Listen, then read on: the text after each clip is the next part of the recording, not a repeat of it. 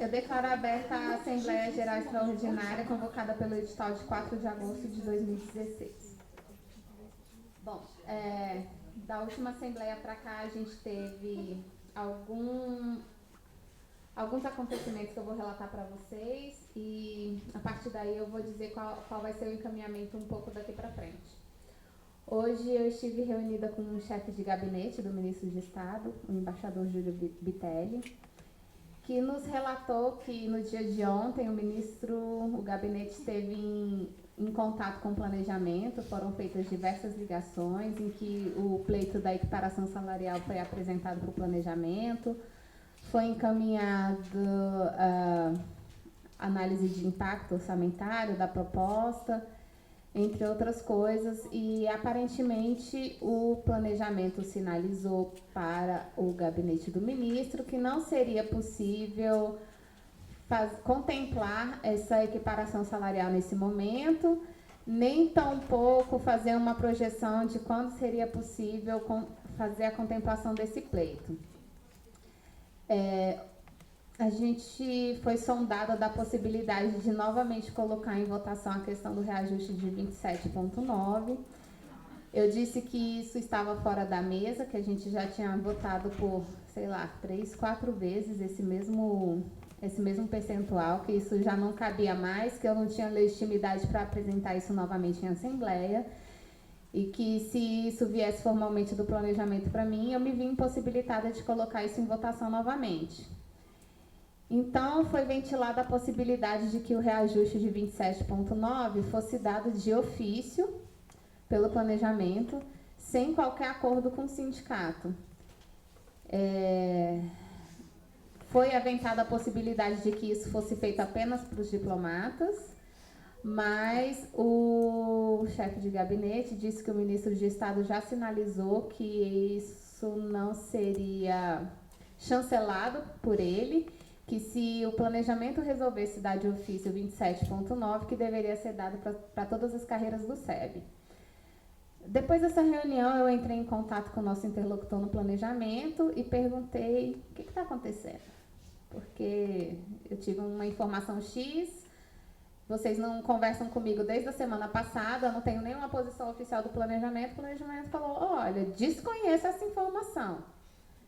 Então, a gente está naquele jogo de empurra que tradicionalmente é feito.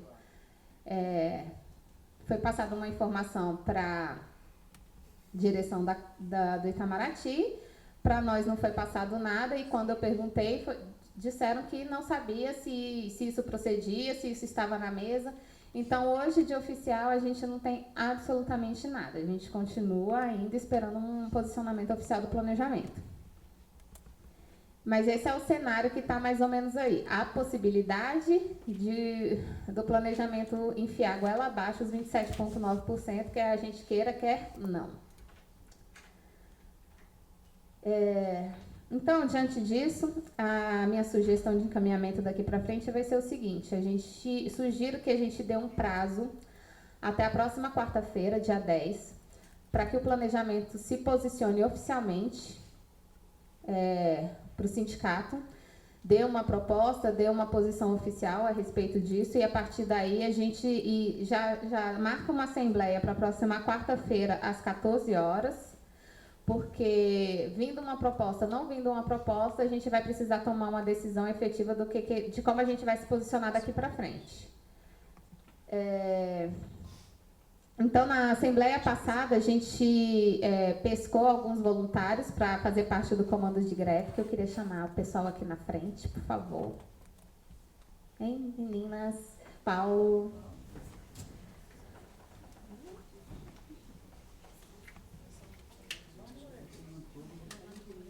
Ele está aqui?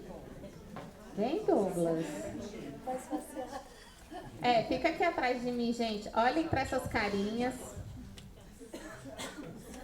Essas são as carinhas que vão coordenar as atividades de mobilização daqui para frente, que vão fazer todos os levantamentos necessários para o movimento paredista, se assim a gente decidir na próxima assembleia. Então, esse pessoal vai ser responsável para fazer os levantamentos necessários, divulgar informações, mobilizar o pessoal. Como podem ver, eles vão precisar de apoio. Então, eu peço que quem tiver disponibilidade, que ajude esse pessoal a levantar as informações, porque compilar as informações já dá um trabalho enorme, produzir informação dá um trabalho enorme. E a partir de hoje vai ser disponibilizado um e-mail específico para isso, que é o greve@sindestamaraty.org.br. Esse pessoal vai ter acesso a esse e-mail, onde eles podem colher sugestões dos colegas, por onde eles vão se comunicar com os colegas, dúvidas a respeito, qualquer coisa. Esse pessoal aqui está na nossa linha de frente. Agradeço imensamente, imensamente mesmo, porque a atuação do sindicato só encontra respaldo quando a gente tem esse espelhamento, né, na nossa base. São as pessoas que estão dispostas realmente a brigar por aquilo que acreditam. Então, se a gente acredita nesse pleito, se a gente considera ele necessário, justo e urgente, a gente precisa dar apoio para esse pessoal aqui, que eles vão precisar do nosso apoio. Então, os coleguinhas querem falar nome por nome aí? Douglas, Gorete, Ana Paula, Isabela, Camila, Paulo, Marcela, Givaneide, Letícia. Esses são os nossos guerreiros.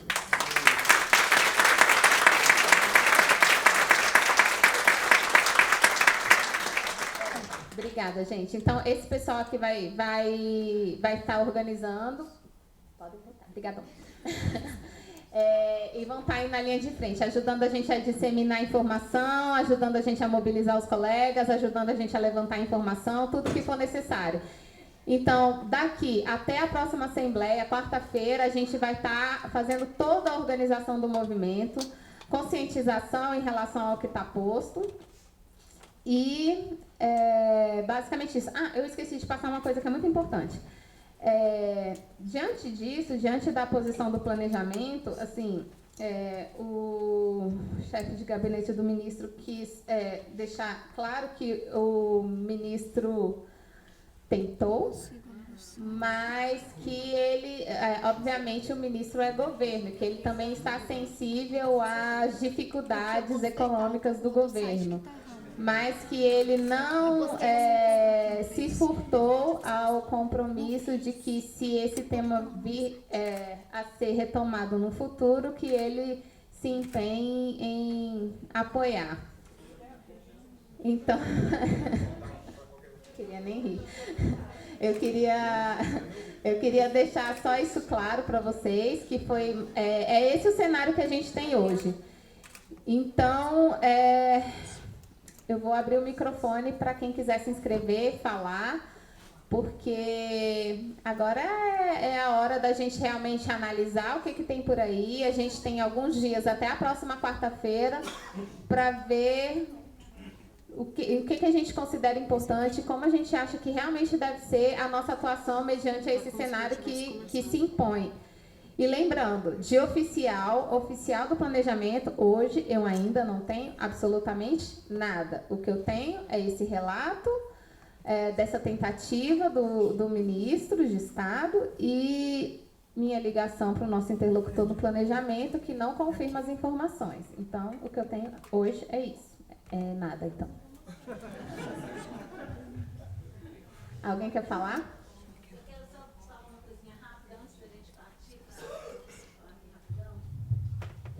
Fazer um registro de uma presença que eu sempre percebo na nossa Assembleia e que é muito importante para mim, é registrar a presença do Tarcísio, que é um servidor aposentado, que sempre está com a gente e lutou por esse sindicato, pelos direitos de todos nós. Então, quando a gente está lutando por um direito, a gente tem que lembrar que várias pessoas, né, passaram antes e lutaram, tombaram, tiveram êxito, mas não desistem. Então, parabéns, Tarcísio. Obrigada por estar presente aqui.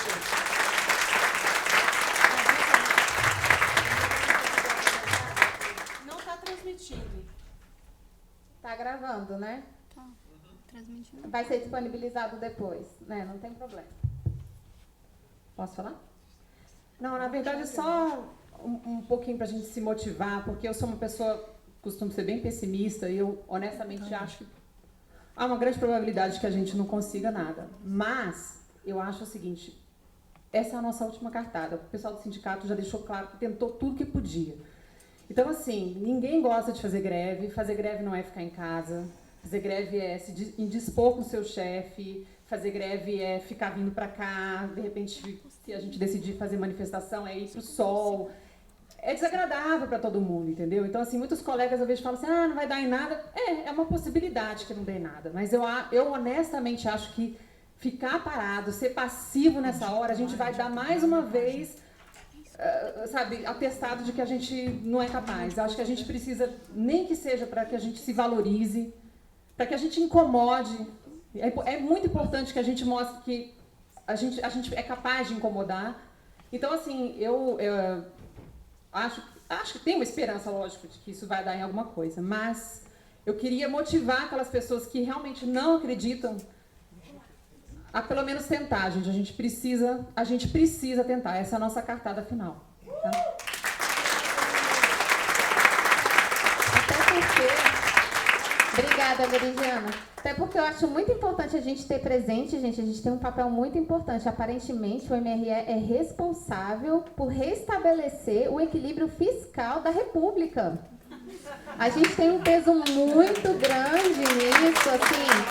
A gente ficar com os nossos salários defasados vai realmente ser o ponto de virada do equilíbrio fiscal da República. Então, tenham presente essa responsabilidade, é muito grande.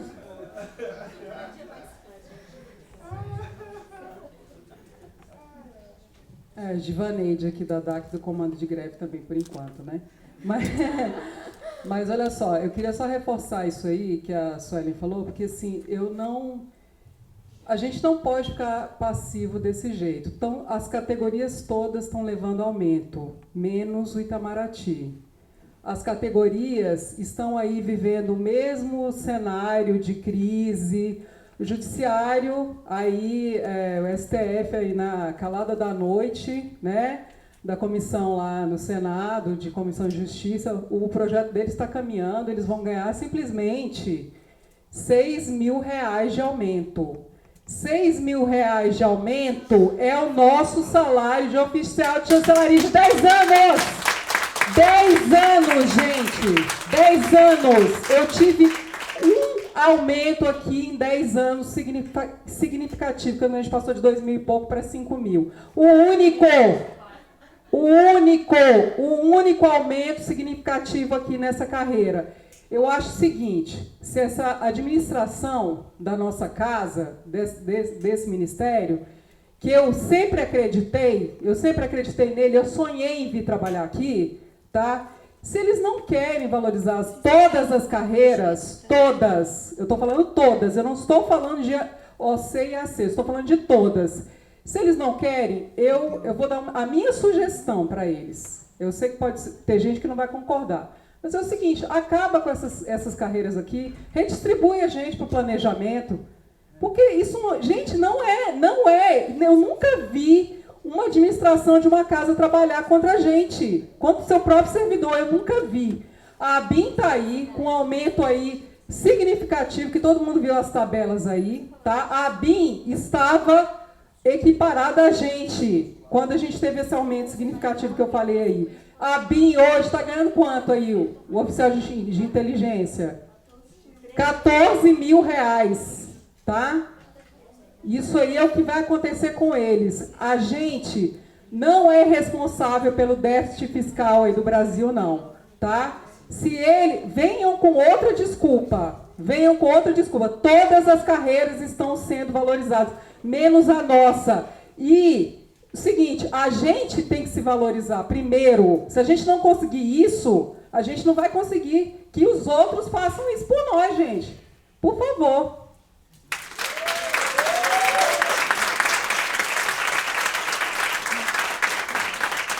Rodrigo.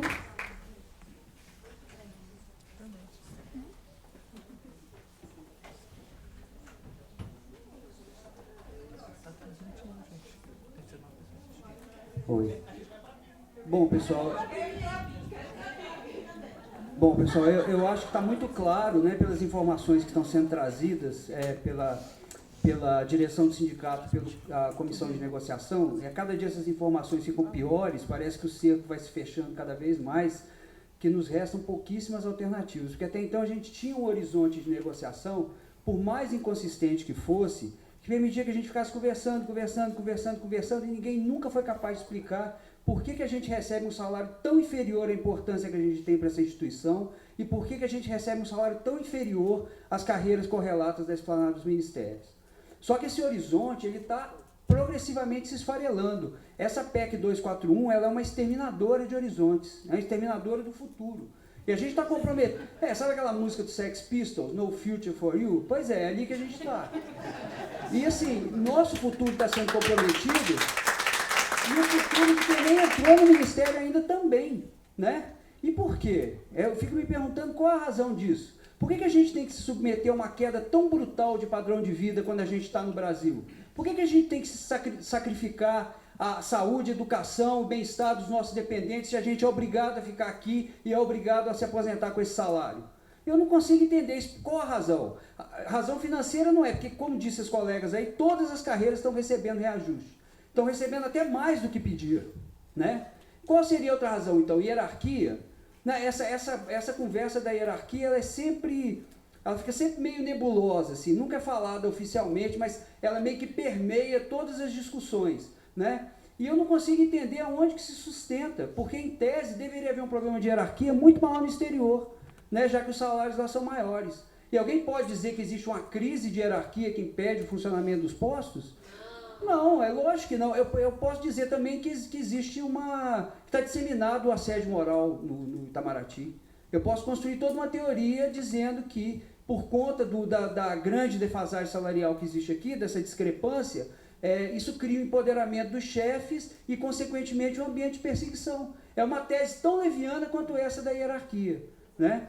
Então, me parece que quem lança a mão dessa tese da hierarquia está usando isso como muleta, sabe? Para encobrir a sua falta de sensibilidade, a sua falta de visão, porque não é possível que essas pessoas não estão vendo que a convivência dentro desse ministério está se deteriorando a cada dia, né?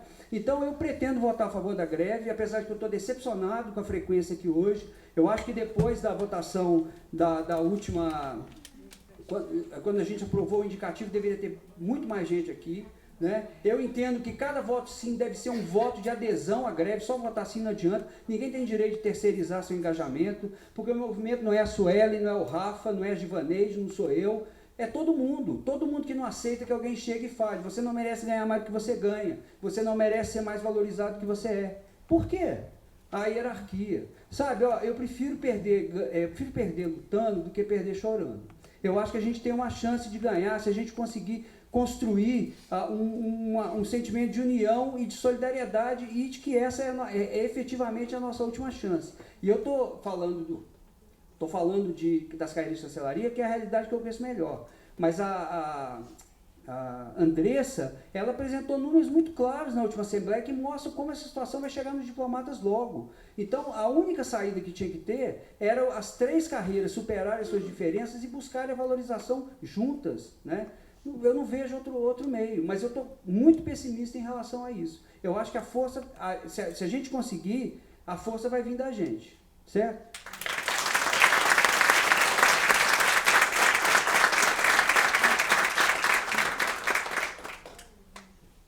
Boa tarde, Marcela, trabalho na DEPAG, sou assistente de chancelaria. Dá para ouvir? Nossa, eu sou péssima falando em público, mas aí vai. Gente, meu recado é para os diplomatas. Eu realmente não consigo entender como a carreira de vocês está aceitando os 27,9%. Entendeu? O salário está menor do que um auditor da Receita Federal. Entendeu? É o concurso mais difícil de passar do Brasil. Entendeu? Vocês deviam se valorizar. Vocês não deviam isso. Toda vez a desculpa é, nós queremos seguir o ciclo de gestão. Essa galera aí do ciclo de gestão. Era o ciclo de gestão que deveria seguir vocês. Vocês que deveriam ser a referência do ciclo de gestão. Entendeu? Então eu peço assim, valorizem-se. Entendeu? Juntem-se a nós. Vocês não deveriam aceitar os 27,9 apenas. Lutem com a gente. Entendeu? O que a gente está querendo é apenas a valorização das 3 carreiras do serviço exterior. É só isso.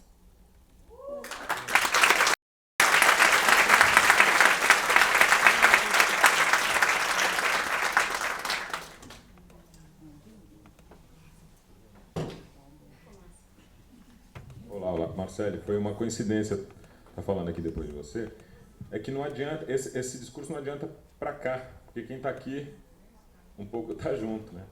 Mas aproveitando o que você falou, eu acho que a diretoria do Cine Itamaraty tem que pegar esse discurso e partir para um diálogo com a ADB. Nesses moldes. Isso aqui tem que ser, não é mais Facebook, tem que acho que a partir de agora, como vários aqui falaram, o caldo entornou, certo? O prazo está curtíssimo. Então, pega esse discurso da Marcele e transforma num diálogo institucional, eu acho. ADB / administração, primeiro ponto. Segundo ponto, eu queria falar de método e procedimento. Você falou do prazo. Eu sugeriria você estabelecer um prazo para o seu interlocutor do planejamento que desse tempo até a Assembleia de quarta, às 2, construir uma proposta específica para apresentar, porque para a greve ser deflagrada, você não precisa de uma proposta, mas é melhor que você tenha uma proposta em mãos. Então, vamos supor que você receba uma resposta do planejamento na quarta 1. Aí a gente chega aqui para fazer a Assembleia às 2, você não vai ter tido tempo de fazer uma proposta, de pensar algo para ser apresentado como pauta da greve. Porque uma greve sem pauta, ela tende a se dificultar. Então, segundo ponto.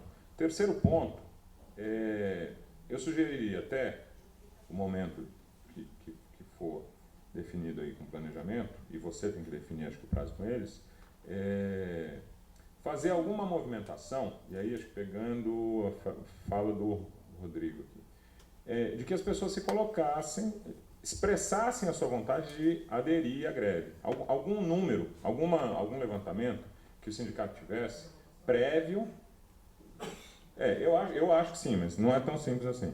A votação do indicativo já é um dado, uma referência. Eu estou falando outra coisa. Vamos lá. Eu estou falando para o Cine Itamaraty ter algum tipo de levantamento como carta na manga. Então, está aqui. 700 funcionários indicaram que aderirão à greve. É uma coisa diferente da votação a favor. Eu compreendo. Tenho o mesmo entendimento seu. Eu compreendo que o cara votou a favor de greve, mas não é tão simples assim. Não é tão simples assim. Se o Cine Itamaraty tiver um número de prévio de sinto vontade de aderir, é um elemento que o sindicato tem para conversar com o planejamento. Então essas três coisas, elas têm que ser feitas nos próximos dias, assim, para o próprio sindicato ter elementos para navegar nesse negócio que ninguém sabe onde vai dar, ninguém sabe. Duas coisas por fim. Se o planejamento é quem nesse momento está sendo o outro lado, eu não compreenderia se uma greve ficasse restrita a ficar dando volta aqui no Palácio. Eu acho que o alvo dessa greve não é o Palácio, é o planejamento. Então, uma outra ideia aí, se vocês conseguirem juntar a rapaziada que aderir à greve e para o planejamento, eu acho que isso vai ser mais eficiente em termos de mídia, em termos de impacto. Por fim, bom, em relação ao planejamento, eles ameaçaram dar um aumento de ofício. Tem que ficar claro para o sindicato, se esse aumento sai, tudo bem, a luta continua, né? O processo continua. Ninguém vai falar, não me dá um aumento, não. Não, tudo bem, dá um aumento, mas não é isso que a gente está pedindo. A gente vai continuar. Só a última coisa que eu queria falar, e também em relação a algo que alguém falou aqui, a gente só tem que tomar cuidado para não comparar o serviço exterior com outras carreiras que receberam isso, aquilo, outro, por dois motivos. Algumas carreiras têm poder de chantagem, como foi dito aqui na Assembleia anterior, muito maior. Então, quando você se compara com alguém que tem poder de chantagem muito maior, alguém vai lá, então deixa eles, vamos ver até onde eles vão. Você corre esse risco. Por outro, o que o serviço exterior está pedindo é maior, é diferente do que outras carreiras estão pedindo. Então, alguém pode dizer, tá, tudo bem, vocês estão brigando, os caras receberam, a gente está oferecendo o mesmo que eles receberam. Por que vocês estão brigando? Então, são coisas diferentes. Então, na hora de apresentar o discurso, só tomar cuidado na hora de apresentar a comparação com outras carreiras, porque senão pode ser um tiro no pé discursivo. Não estou falando que não é justo, que é injusto, não estou dizendo isso. Estou falando que, na hora de apresentar o pleito, isso pode ser um elemento que mais confunde do que esclarece. Então, a pauta da greve tem que ser algo que qualquer burocrata do planejamento compreenda. Então, se tiver qualquer confusão na comunicação, é um fragilizador da demanda do Síndico Itamaraty. É isso.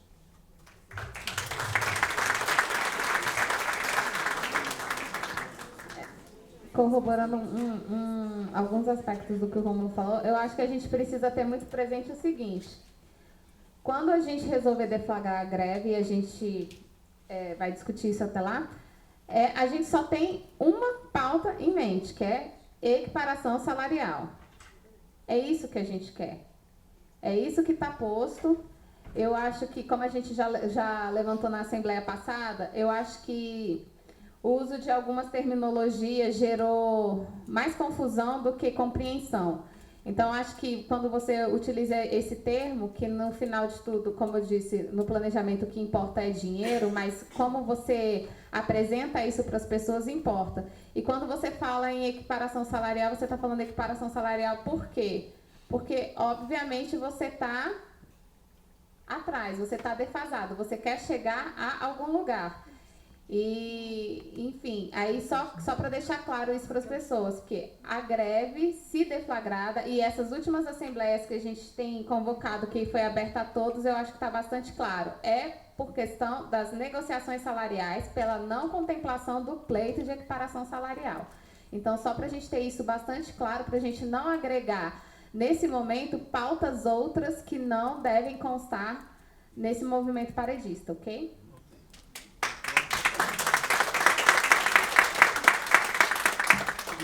Evaristo Nunes, oficial de Assessoria. Eu queria fazer algumas observações para ajudar, enfim, a reflexão sobre o tema e sobre a dificuldade que nós estamos vivendo.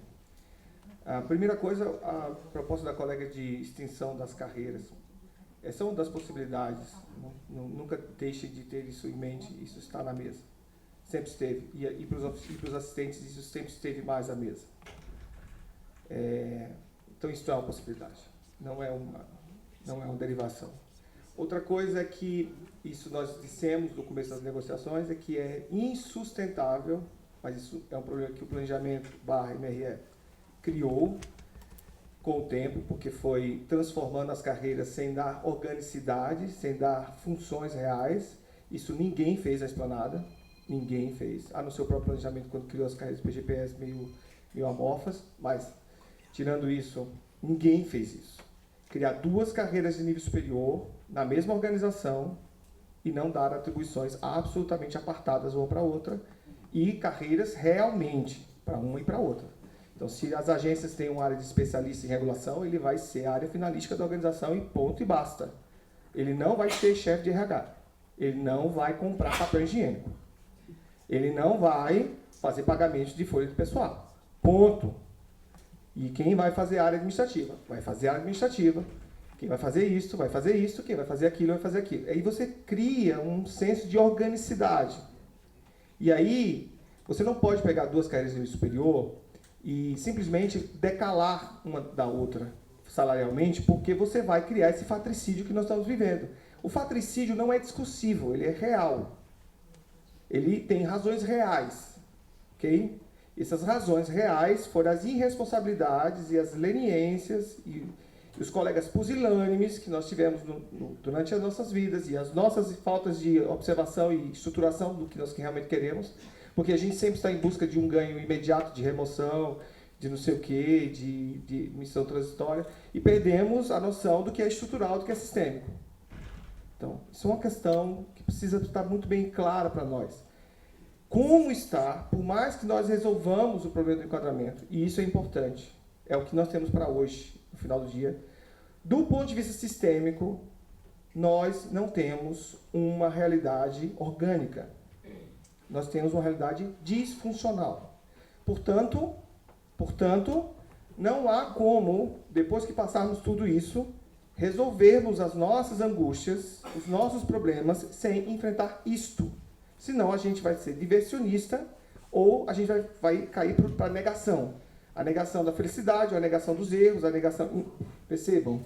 Então é preciso realmente a instituição somos nós e a administração também é a instituição.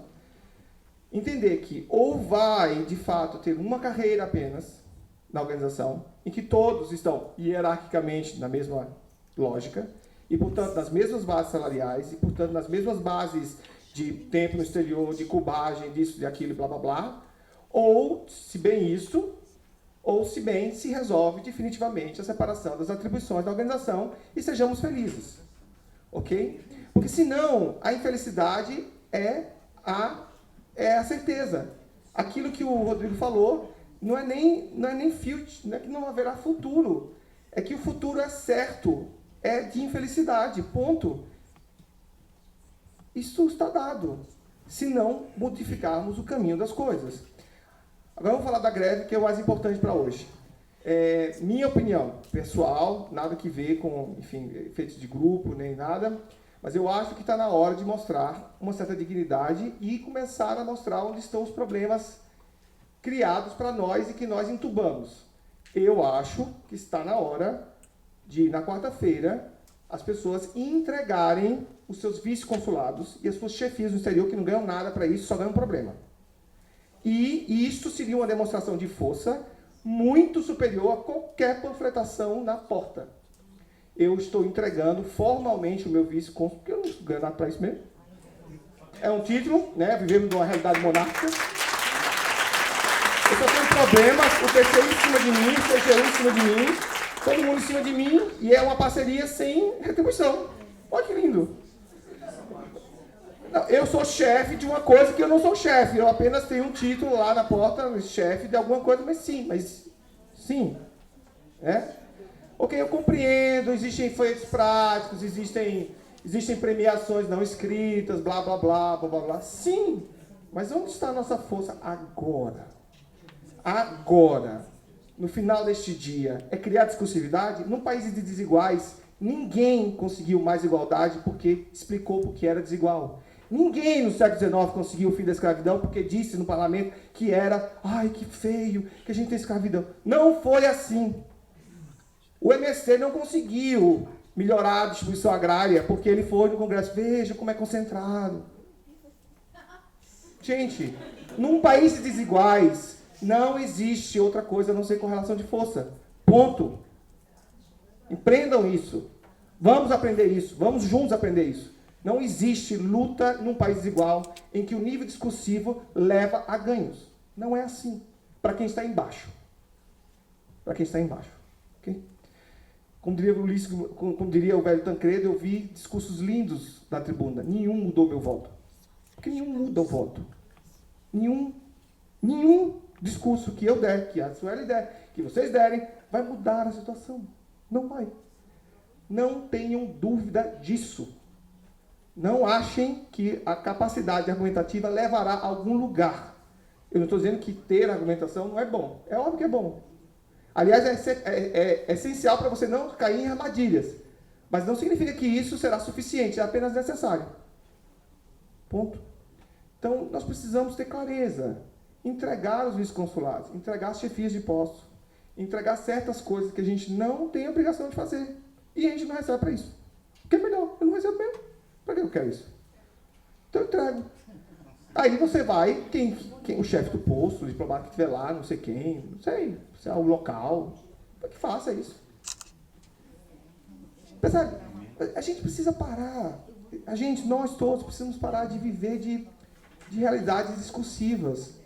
Isso é uma realidade discursiva. Eu ser uma coisa que eu não sou é uma realidade discursiva. Vocês percebem isso? Aí quando eu quero dar essa aqui, eu não posso. Não importa se o sujeito é excepcional naquilo, já tem 20 anos ali dentro, mas você não vai ter um DS. Mas quando você chegar no exterior, você será chefe. Chefe do quê? Com que retribuição? Não, mas você ganha bem aqui, você tem que aceitar. Eu falei, como assim, ué? Como assim? Vocês estão entendendo? Então, está na hora, minha opinião pessoal, de entregar os vice-consulados e as chefias dos postos na quarta-feira em E isso é uma operação padrão, em massa, entregar. Foi o que o pessoal da, hoje, Ministério da Transparência fez quando recebeu aquele ministro. Todos entregaram as suas chefias mesmo, os DAS. Entregaram. E ele caiu. Correlação de força.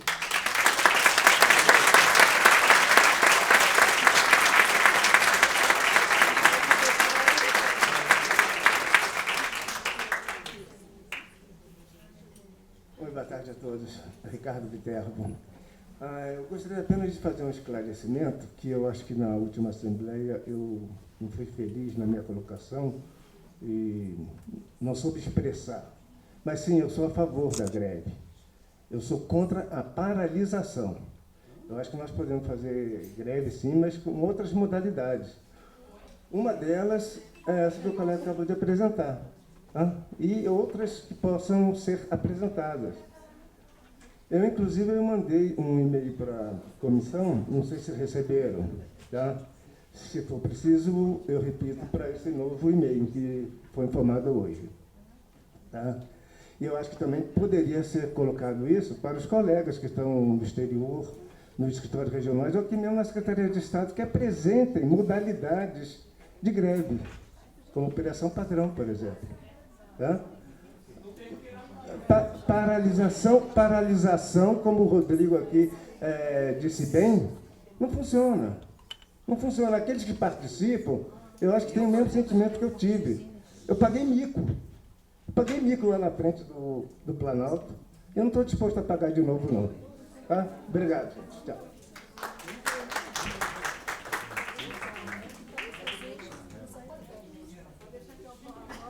Mais alguém?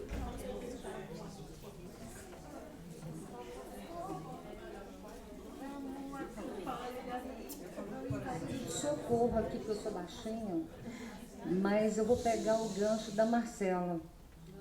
Sou assistente de chancelaria. Como é seu sou nome, muito... colega? Regina. Regina de quê? Só pra gente botar na ata. Regina, parente ex do Lula, Silva. Regina Silva Regina do gabinete. Silva. Marcela, é uma ilusão achar que diplomata vai se unir a nós. Enquanto muitos de vocês estavam estudando na UNB, eu já estava aqui dentro do Itamaraty, com 19 anos de idade. Não tive a capacidade de fazer o concurso de oficial de chancelaria, porque eu não tinha inglês escrito. Eu falo muito mal inglês e escrevo péssimo. Fui muito humilhada por colegas antigos, oficiais de chancelaria, que mandavam nos assistentes. Quem é assistente antigo como eu, você é muito jovenzinha, mas alguns assistentes como eu, nós já fomos mandados por oficiais, mas principalmente por diplomata. Então, eu acho bonito, o rapaz acabou de falar agora, teve termos, quase que eu perguntei para ele, anota, porque eu não sei esse termo técnico que você está usando, porque vocês usam palavras tão bem colocadas que eu tenho que ir para o Google para saber o que aquele cara está falando. Então, é o meu nível de inteligência, ou a minha falta de preparo, acho melhor a minha falta de preparo, não me deixa me expressar muito bem. Mas eu vou me expressar como pessoa. Tenho 30 anos de Itamaraty, eu fui promovida agora. Eu fiquei 15 anos esperando para ser promovida. Eu tive todos os critérios para ser promovida. Eu só consegui porque eu tive que denunciar uma colega para ir mostrar para o Bitelli. Disse, olha, ela não tem os critérios para promoção. Eu tenho. É chato isso, né? É chato você apontar o nome de uma pessoa. Fui promovida. E existem pessoas que precisam ser promovidas que têm mais tempo do que eu de casa. E eu fico constrangida quando a pessoa vem me cumprimentar, eu tenho que abaixar a cabeça e dizer, você precisava, você que merecia, você tem mais tempo. Então, vocês, oficiantes, que têm mais tempo, eu fico assim, muito emocionada, porque eu me lembro das humilhações que muitos achantes, que vocês não passaram, vocês novos não, e não se deixarão. Não se deixarão. Agora, eu também quero fazer uma proposta. Eu estou sendo removida, acho. Eu pago $100. Os oficiais de chancelaria que colocarem os seus cargos de vice-cônsul à disposição. Porque eu não falo de salário, eu falo de ego. Porque há um ano atrás, quando me pediram para ir para Beirute, a primeira coisa que me falaram foi: você vai ser vice-cônsul. Desculpa a expressão, mas quase que eu fiquei excited. Não vou falar outra palavra porque fica feio, mas eu fiquei tão excited. Olha, como é que eles conseguem comprar gente? Porque não tinha ninguém para ir para Beirute. E foi o posto em que eu fui mais feliz. Samir vai arrasar, porque é o posto. E eu acho que o gabinete ficou emputecido, porque quando eu comecei a postar o quanto eu estava feliz em Beirute, o gabinete não mandou mais ninguém. Quer dizer, uma pessoa está sendo feliz. Então, o cargo de oficial de chanceler, eu estou indo para Miami, e não querem me dar o título de vice-cônsul, eu estou arrasada, porque eles têm algo a perder. Promoção. Então, mas eu peço a vocês que, para mim, que estou encerrando a minha carreira, não desistam. Agora, também peço outra coisa, apoiem os Achans. Não fiquem dizendo nas reuniões ou no ACOC, nós, oficiãs, temos que lutar pela nossa classe. Vamos colocar nós, oficiã, Achã, vamos lutar juntos, porque isso também é uma discriminação. Assim como alguns diplomatas nos discriminam, alguns oficiãs também me discriminam. Porque eu estou no grupo, eu participo, eu curto. E uma das pessoas que vem mais me apoiando, a me incentivar e a fazer com que eu acredite nisso, Cristina Guelph, que vem fazendo um papel que eu não vi em 30 anos de Itamaraty. Mas durante 30 anos de Itamaraty, me fez chorar, me humilhou. Não fui para outro lugar porque eu não estudei. Mas não desista da gente, não desistam de nós que somos Achãs antigos. Desculpa aí, muito mais emoção. E não falei nada sobre enquadramento salarial. Eu deixo para os técnicos. O meu discurso é só emoção.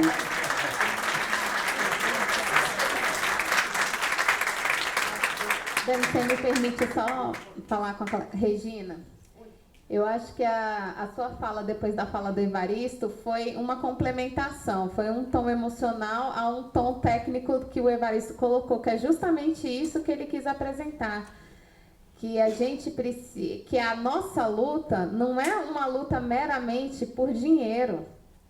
O que se apresenta daqui para frente, quer dizer, esse é um comecinho que está mexendo com as bases dessa instituição, mas que é um ponto muito superficial do que se apresenta realmente, porque esse é apenas o começo para você minar uma estrutura que está baseada em uma série de premissas equivocadas, entendeu? E que trouxe ao longo dos anos esse tipo de tratamento, não só para você, não só para assistente de chancelaria, mas para os colegas PGPS também. Eu queria até, vou sair um pouco assim da questão, e vou procurar ser bem rápida. Mas esse processo todo foi para mim assim muito, muito enriquecedor, pessoalmente falando, porque eu consigo hoje, depois de passar por uma série de negociações e sentar com diversas pessoas e conversar com diversas pessoas, hoje eu consigo ter muito mais empatia por determinadas questões que se apresentam, porque são questões estruturalmente tão profundas que a gente precisa avançar. E que se realmente a gente não tiver consciência de que o que se apresenta aqui hoje é uma pontinha de um iceberg gigante, o Titanic vai afundar. Vai afundar.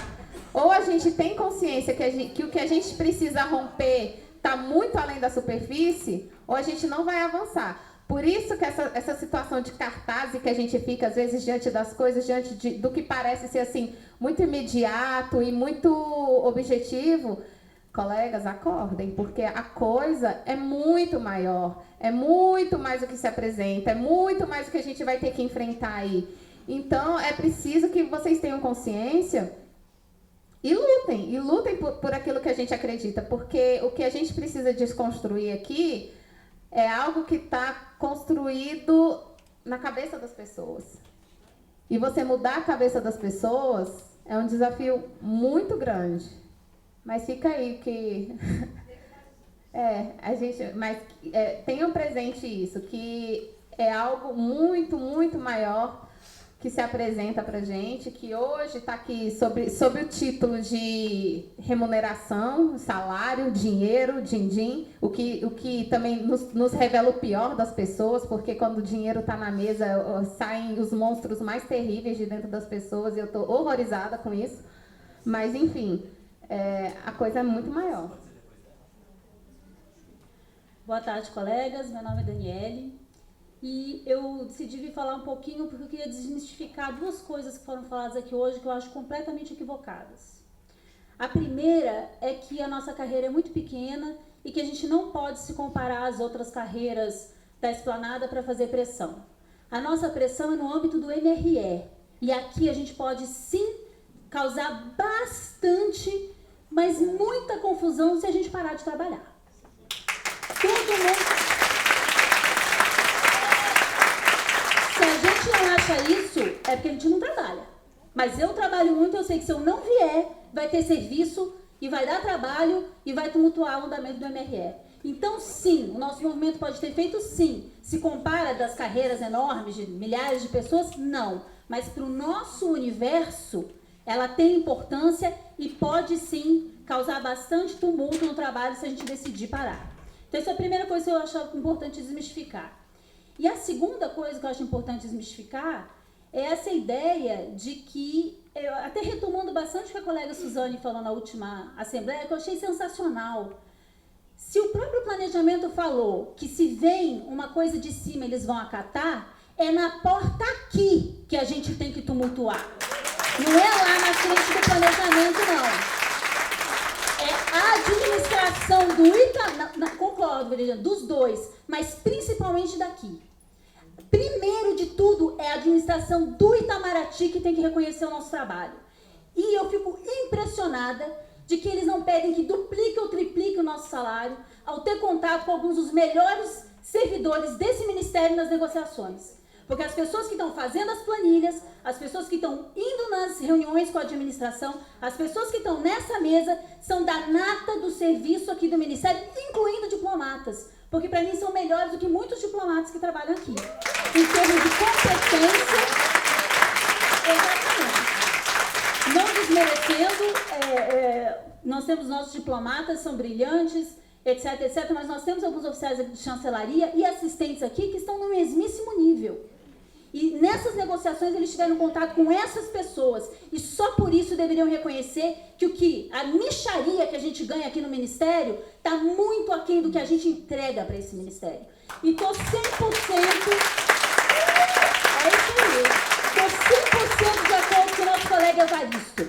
Vamos mostrar o que a gente faz. Vamos entregar, sim, nossos cargos. A AGU entregou centenas de cargos em comissão. Conseguiu tudo que eles queriam, até honorários de sucumbência vão receber. O pessoal da transparência, mesma coisa. Vamos entregar nossos cargos. E a última coisa que eu queria desmistificar. Às vezes a gente fala, poxa, vou entrar em greve, vou passar vergonha. Já passando, realmente. Vou entrar em greve e não vai dar em nada. Se não der, pelo menos dessa vez a gente tem que servir para uma coisa. Deixar uma sinalização muito clara. Nós não aceitamos mais o tratamento que nós recebemos nessa instituição. É isso.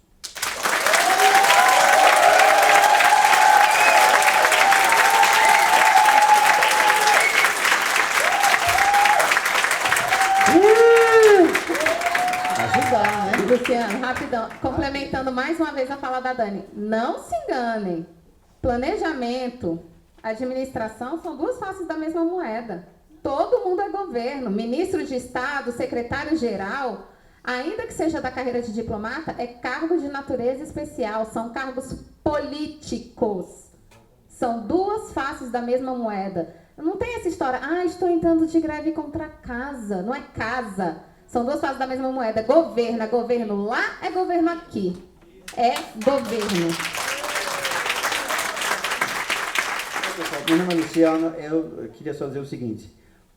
A primeira coisa é que o ministro de Estado desta vez é um político. A gente não pode se esquecer disso. Não é um embaixador, é um político. Eu acho que isso faz uma diferença.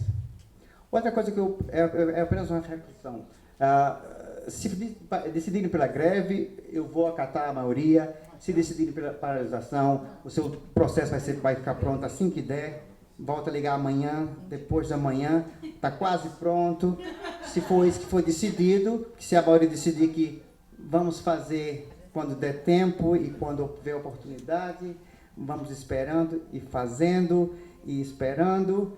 E a gente está esperando, e todo mundo esperando, não é? Então, foi outra coisa. Outra coisa que eu quero fazer uma reflexão. A gente tem aquela ideia de que o pessoal do Itamaraty tem uma visão do mundo muito ampla. Eu fico me perguntando, onde é que você estava antes de entrar aqui no Ministério das Relações Exteriores? O que você fez da sua vida? Hein? Qual foi o emprego que você teve? Você visitou o quê? Você fez o quê? Foi seu primeiro emprego, cara? Me conta aí.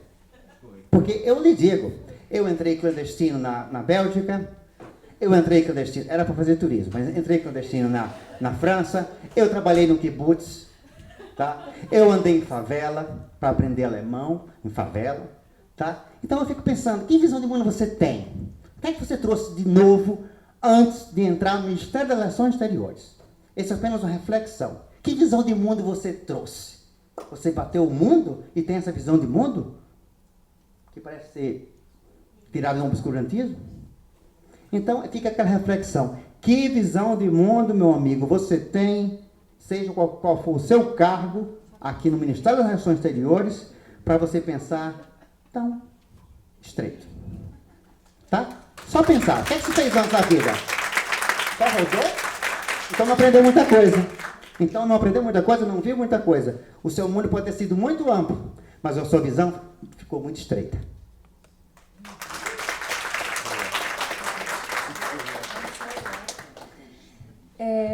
Eu fico ali quietinha no meu canto, mais ouvindo, porque eu aprendo demais com vocês. Mas eu queria desabafar também, pode, presidente?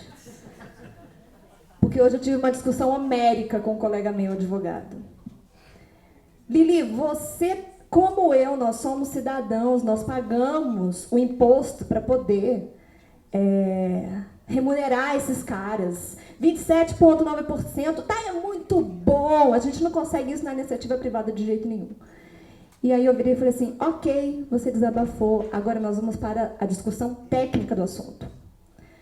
Me dá uma justificativa técnica para você ter uma diferença salarial tão grande entre carreiras típicas de Estado, onde um diplomata hoje está inferior a um delegado da Polícia Federal, e onde um assistente de chancelaria, nível médio, ganha como se fosse servidor público de nível básico.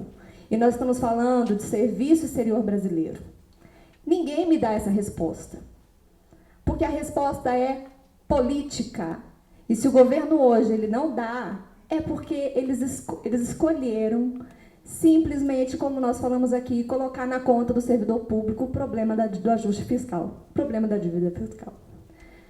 Mas, assim, nada disso, a gente tem esse cenário, e eu sei que a maioria das pessoas aqui já votaram para que a gente inicie um processo de greve. A greve, ela pode ou não ser deflagrada, dependendo das negociações até quarta-feira, né, presidente? E eu queria fazer um apelo. A diretoria apresentou aqui o comando de greve, né? Eu queria que vocês e o pessoal do exterior, a partir de agora, começassem a mandar para o comando de greve as ideias de planejamento do que a gente pode fazer até quarta-feira. Qual é? O Romulo falou, as outras carreiras fazem chantagem, beleza, fazem mesmo. O SINAIT está em greve, não é por causa de uma pauta salarial, não, eles assinaram um acordo. A greve do SINAIT é porque eles querem reenquadramento, querem definição de funções, definição de competências, é uma pauta extra-remuneratória. Sabe o que eles fizeram? Eles identificaram que parar caminhoneiro na estrada para fiscalizar a jornada de trabalho de caminhoneiro era uma forma de começar a causar dano e estrago que ia chegar aqui para o governo federal, o empresariado ia começar a reclamar. Então, nós, como categoria, precisamos começar a identificar onde é que o calo aperta.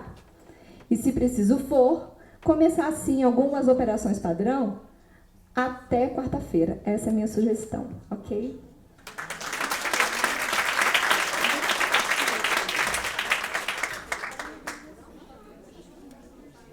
Oi, pessoal. Meu nome é Alex, OC, né, oficial de chancelaria, já há uns 20 anos de ministério. Bom, nossa pauta, na atual conjuntura, é essencialmente remuneratória, né? O colega Rodrigo, da minha turma, né, falou basicamente de hierarquia. A presidenta Suelen também falou que quando a gente toca no assunto de dinheiro, os monstros saem para fora, são expostos. Então, eu também gostaria de dizer que nós temos um exemplo recente aqui. Aconteceu agora no primeiro semestre deste ano, o Exército Brasileiro admitiu e aceitou reajuste salarial diferenciado justamente para amenizar o fosso salarial entre os oficiais de baixa patente, né, os sargentos, os tenentes, os sargentões, e os oficiais superiores, os coronéis e os generais. Então, acho que essa casa aqui poderia ter um pouco mais de lucidez e um pouco mais de união, né, e um pouco menos de egoísmo. É só isso que eu queria dizer. Só.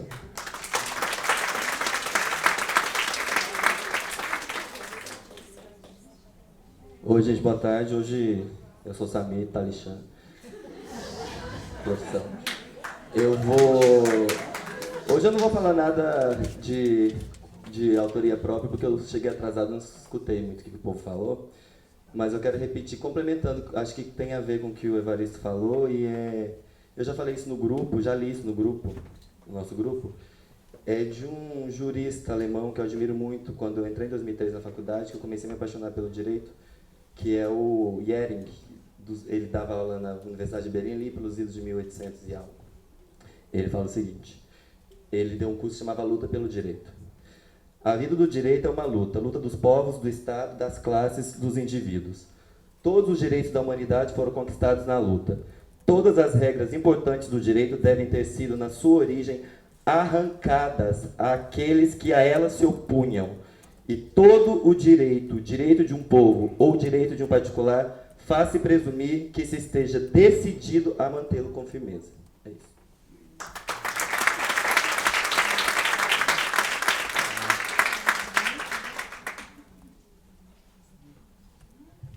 Oi, gente, é a primeira vez que eu falo aqui. Meu nome é Camila, sou assistente de chancelaria. Eu não tenho 20 anos de casa, aliás, eu sou a última assistente de chancelaria.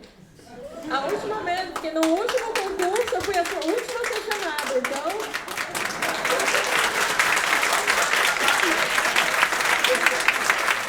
Enfim, assim, o pessoal perguntando assim, esse é o meu primeiro emprego. Eu entrei aqui, eu tinha acabado de me formar em engenharia, mas eu entrei num concurso de assistente, não fiz os outros concursos de oficial porque eu estava me formando em outra graduação.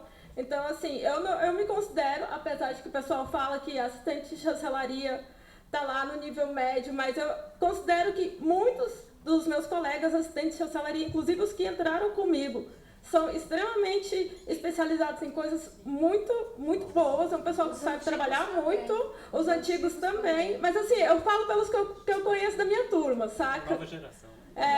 E aí, o que acontece? Quando eu entrei e eu formei, o meu então, chefe falou assim, por que você não faz o concurso de diplomata? Aí eu virei e falei pra ele, porque eu não quero ser diplomata. Então, assim, eu tô aqui...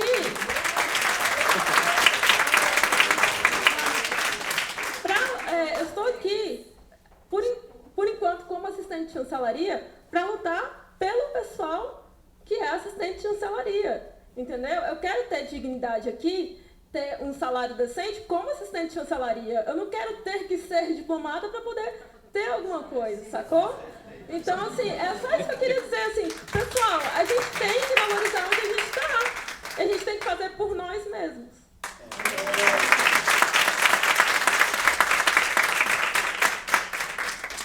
Boa tarde, eu sou Ivonete Santiago, sou desenhista.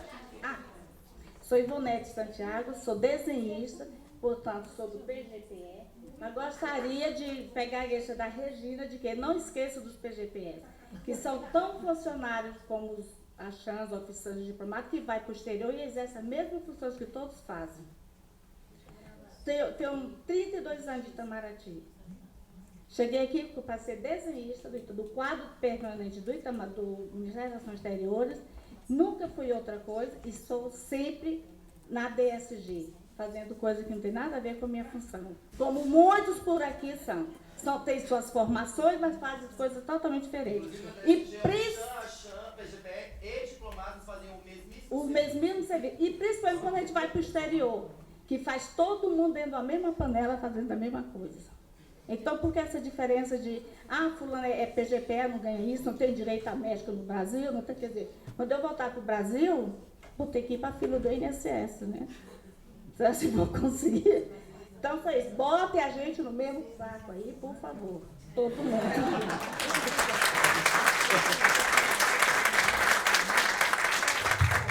Mais alguém quer falar? Deixa... Quem?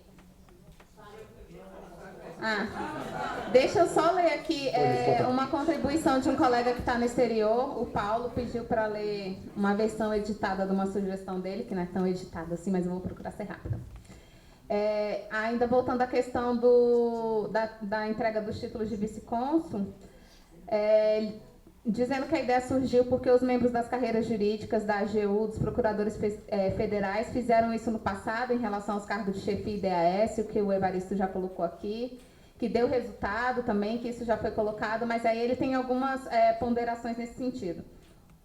A entrega dos títulos de vice-cônsul teria um efeito concreto operacional importantíssimo. Os chãs não poderiam mais autorizar documento nos postos do exterior. Isso levaria à sobrecarga de outras autoridades consulares, inclusive, se não especialmente de diplomatas. Não há obrigatoriedade da assunção da função de vice-cônsul, ou seja, gente, ninguém recebe um cargo se não quiser. Ninguém recebe um DAS imposto. Não é imposto a ninguém ser vice-cônsul, viu? Ninguém é obrigado a aceitar, não.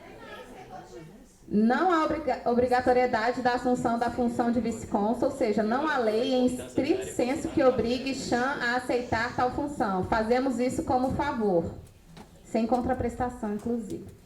Não há sequer contraprestação pela assunção da função de vice-cônsul, pretensão antiga que poderia inclusive ser considerada pela administração em face à entrega conjunta dos cargos, apenas mais responsabilidades. O favor nos custa apenas mais responsabilidade e desrespeito.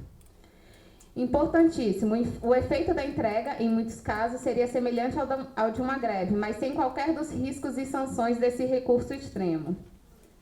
Para aqueles que gostam do título de vice-cônsul, há que se ponderar que nem há necessidade da concretização de entrega dos cargos. Bastaria o Síndico Itamaraty atuar como coordenadora da entrega dos cargos e sinalizar à administração a possibilidade de tal ato. Somente se não atendidas as reivindicações, far-se-ia a entrega efetiva dos títulos. Centenas de servidores pedindo exoneração das funções de vice-cônsul. Por ser algo completamente inovador, haveria ampla margem de publicidade. A entrega coletiva mediante a entidade representativa não sujeitaria ninguém individualmente a qualquer tipo de estigma, suscitando represálias individuais.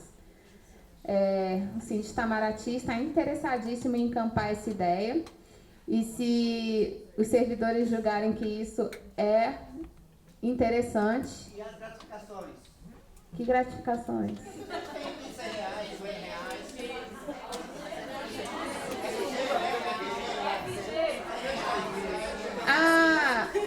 Aqueles R$100 que dão pra gente todo mês?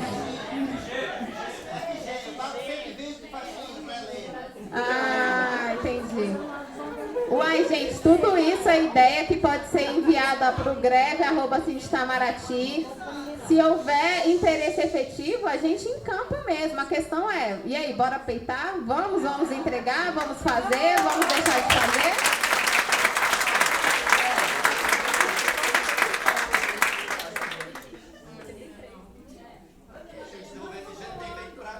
Não tem efeito prático. É simbólico. Eu não quero R$120. R$120 é a vacina que eu pago pra ele. Oi. Peraí, gente. Ordem.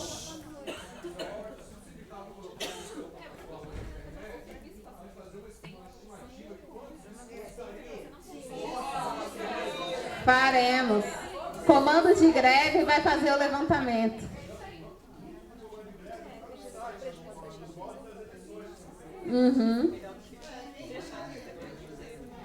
Uma enquete, né? Eu acho que melhor que uma enquete, você deixa ficar pensando Comando de greve, vocês vão ter muito trabalho. Mais alguma coisa? Para quem não sabe, meu nome é Suzane. Eu sempre falo, tenho quase 20 anos de casa, tá certo? Eu queria dizer a um colega que eu escutei aqui, que é o seguinte: a gente vai pagar mico, vai passar, né? Olha só, esse é meu 5º emprego, viu, Luciana? Meu 5º, tá? Tem estrada. E eu vou te dizer uma coisa, assim como as cartas de amor são todas ridículas, todas as greves são ridículas. Porque você tem que parar de trabalhar para provar que seu trabalho é importante, já é ridículo. É ridículo. Pense, pagar mico já estão pagando. Porque o certo era a gente conseguir conversar com os nossos superiores, com os nossos chefes, e eles se convencerem disso. Mas a gente precisa chegar ao ridículo de parar de trabalhar para eles perceberem, ih, fez falta. O que a gente vai fazer? Vamos ser ridículos. Sejamos ridículos. Eu peço aos colegas, sejamos ridículos juntos. Vamos ser ridículos juntos. Olha só, chama o colega do seu lado para ser ridículo com você. Hoje eu trouxe meu filho de 8 anos, o Hugo está ali assistindo, porque me perguntou, mãe, o que é uma assembleia? Eu falei, eu vou te mostrar o que é uma assembleia e eu vou te mostrar para que ela serve. Porque eu quero que pelo menos meu filho saiba, se tudo der errado e amanhã extinguir minha carreira, que eu passei ridículo tentando defender. Espero que vocês estejam lá também.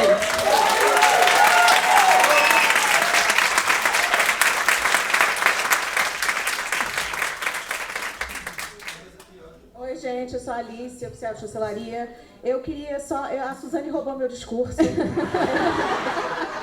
Eu ia falar mais ou menos a mesma coisa, mas eu queria dizer para os colegas que ainda não se decidiram, que ainda não estão engajados, que agora é a hora, tá? Se você não está engajado, a gente hoje, oficial de chancelaria, eu vou falar de oficial de chancelaria porque eu sou oficial de chancelaria. A gente não tem uma carreira, a gente tem um cargo, a gente entra aqui, a gente passa a vida toda em linha reta e sai da mesma maneira. Isso não é carreira.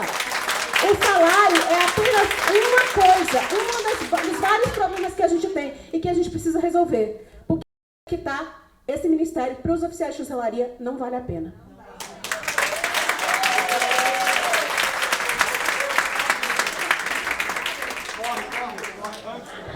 O pessoal sem noção que está lá fora e que ainda não se sindicalizou. Noção, né, pessoal? Quer dizer, a pessoa não se sindicalizar, quer dizer, o mínimo que você pode fazer, já que você não está fazendo nada, é se sindicalizar. É isso. Você não pode ficar... Não, é o mínimo. O mínimo é se sindicalizar. Nem isso você faz. Aí só quer dar... Tá errado, não dá minha conta, tá? Não pode. Não dá. Gente, direito de resposta. É o seguinte, quando eu disse assim, paguei mico, eu quero dizer o seguinte, eu aposto que metade do que está aqui hoje batendo palma, vamos paralisar, vai estar lá na frente fazendo greve mesmo, tá? Vai dizer que vai fazer greve branca, ou seja, vai ficar lá na sala. Não vai participar, não. É verdade mesmo, tá? É isso que eu quero dizer, tá? Só isso. É verdade. Melhor, gente. É isso que eu ia falar aqui agora. Chama o...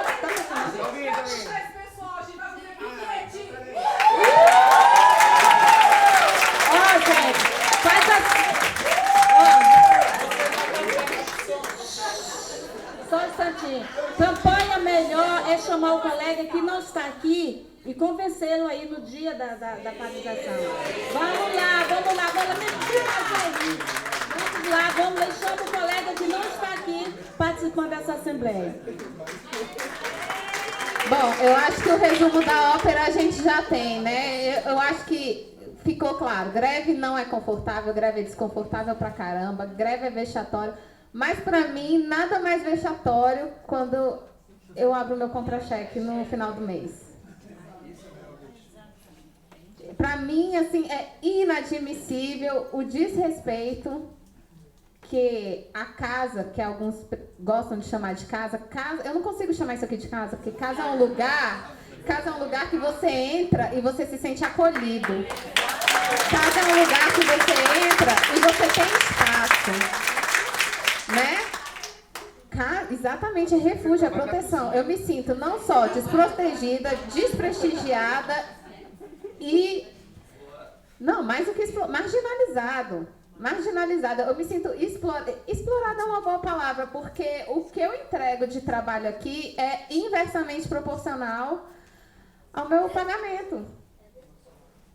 É impressionante. Então, assim, queridos, não se enganem. Se a gente resolver parar, o estrago vai ser grande. Vai ser grande. Não tenham medo se essa for a decisão que a gente vai tomar na próxima quarta-feira, porque a gente tem valor. Se eles querem fazer a gente acreditar que a gente não tem valor, que o nosso trabalho é insignificante, cabe a nós mostrar que isso é uma mentira, mais uma das mentiras que gostam de ventilar por aí.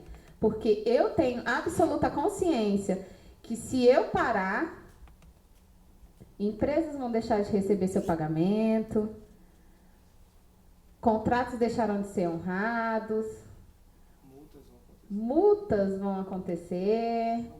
Isso só para começar, além de outras coisas. Tem gente que vai deixar de tomar seu cafezinho quentinho, tem gente que vai deixar de tomar seu leitinho, tem gente que tem gente que não vai ser capaz de ligar o umidificador porque a tomada é muito baixa e aí a pessoa não consegue se abaixar e precisa da sua ajuda. Enfim, fazer greve é desconfortável, mas gera desconforto também. Então tenham isso presente e na próxima quarta a gente se vê. A gente vai pegar todas... de novo, eu vou deixar o e-mail, mas depois eu vou fazer um comunicado passando. greve@sinditamaraty.org.br.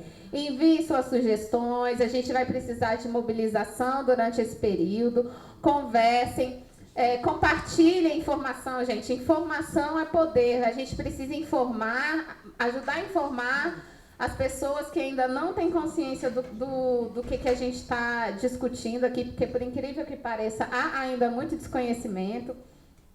E esse é o nosso papel. A gente acredita, se a gente quer ter lugar realmente aqui, se a gente acredita que um dia a gente possa chegar numa posição de ser valorizado efetivamente, de ter nosso trabalho reconhecido, de ter uma carreira de verdade, a gente pode começar isso agora. Então, vamos lá. Não, tá bom.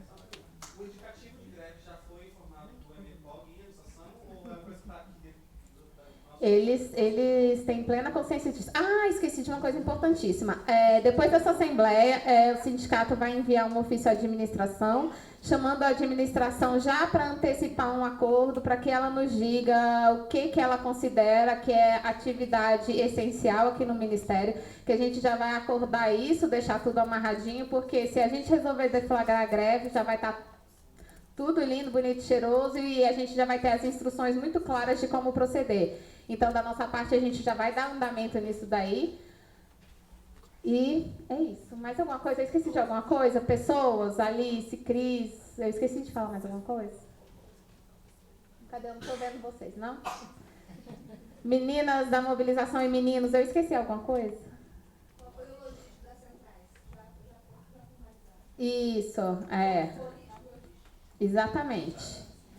Então, estamos com tudo engatilhado. Agora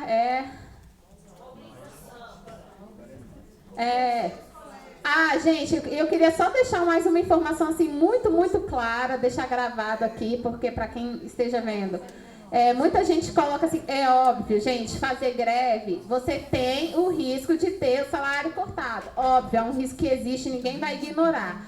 Só que seria uma irresponsabilidade, seria uma conduta temerária da administração cortar pontos sem prévia negociação de reposição das horas não trabalhadas, porque a jurisprudência está pacificada nesse sentido. Não pode haver corte de pontos sem prévia negociação de reposição das horas trabalhadas, ok? E se isso acontecer, o sindicato está aí para agir. A gente já mostrou que a gente age e a gente age com rapidez quando necessário.